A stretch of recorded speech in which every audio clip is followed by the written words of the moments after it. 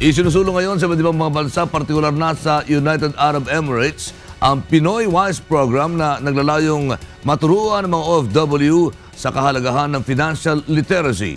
Ito ang balita ni Jeffrey Reyes. Bayanihan spirit ang nag-udyok at naging motibasyon ng Embahada ng Pilipinas dito sa United Arab Emirates upang maimulat ang mga kababayan nating nagtatrabaho sa ibang bansa sa kalagayan ng financial literacy.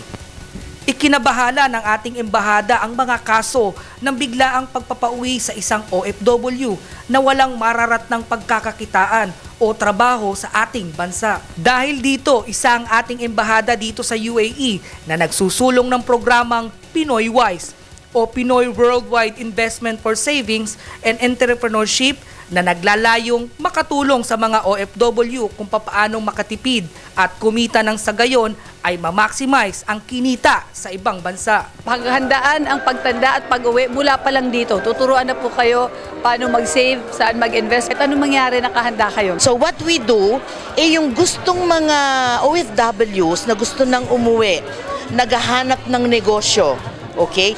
Isa itong goat racing na pwede nilang isipin na mag-invest sila. It's a good business. Ilalim ang isang OFW sa isang araw na seminar na may 3 level.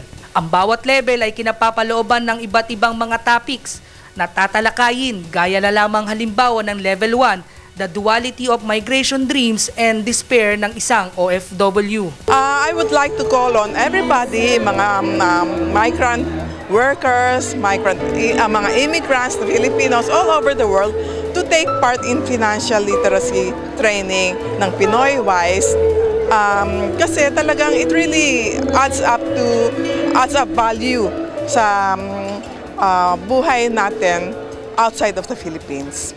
Positibo naman si Ambassador Grace Princesa na may pagpatuloy pa ng susunod na ambasador na dedestino dito sa UAE ang kahalagahan ng programang para sa mga OFW. Ang Pinoy Wise Program na isinagawa ng Embahada ay paraan upang ang ating mga OFW dito sa Middle East at iba pang karatig bansa ay matutong magnegosyo sa kanilang kinikita.